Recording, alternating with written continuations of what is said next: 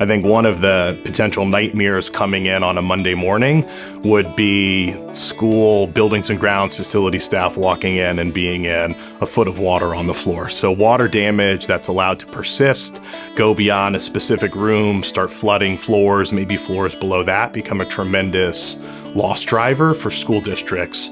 Not only would they be responsible for paying out their property deductible, but more importantly, they'd have to figure out, where do we relocate classes? Where do we move students to? They wouldn't be able to use those buildings during the time that they'd have to go through a renovation period. I think within HSB, our sensor solution capabilities are really built to do one thing, and that's drive insurability back into the insurance industry. It's the ability to have a water sensor, a temperature humidity sensor, but primarily trying to help solve for water damage or frozen pipe related perils by deploying those sensors inside of school districts and specifically around locations that are more susceptible for water damage, or to be able to determine that ambient room temperature that could lead to frozen pipe losses if you don't get the heat turned back on in the facility.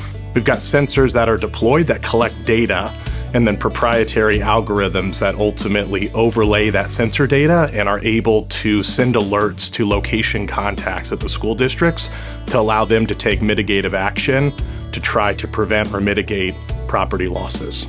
We have an ice machine. This is a brand new facility, brand new piece of equipment, and at some point it notified us that it was getting a moisture sensor because of the machine had gone into defrost mode. Would have made a mess, and we would have had to deal with it the next morning. We get notified that a moisture sensor is being activated, and we come and look at it, and it's a minimal cleanup instead of what could have run, for several hours. It's been seamless. It's been very reliable in the time we've had it, and instead of being a nuisance, we're looking for more.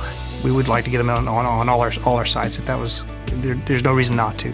A school district that has a sensor solution deployment would be able to know what's going on at that property 24/7.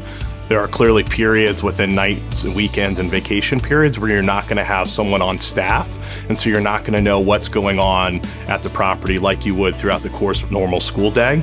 There's an ability for location level contacts at these school districts to be able to open up their app, determine, do I still have power? Are any sensors going off? Are they triggering for water detection? They can know the temperatures of their walk-in freezers and refrigerators to make sure that the food they have stored to feed students is being held at the temperatures that need to happen. So they're given peace of mind. They're able to not be on property, but still have that virtual boots on the ground type perspective.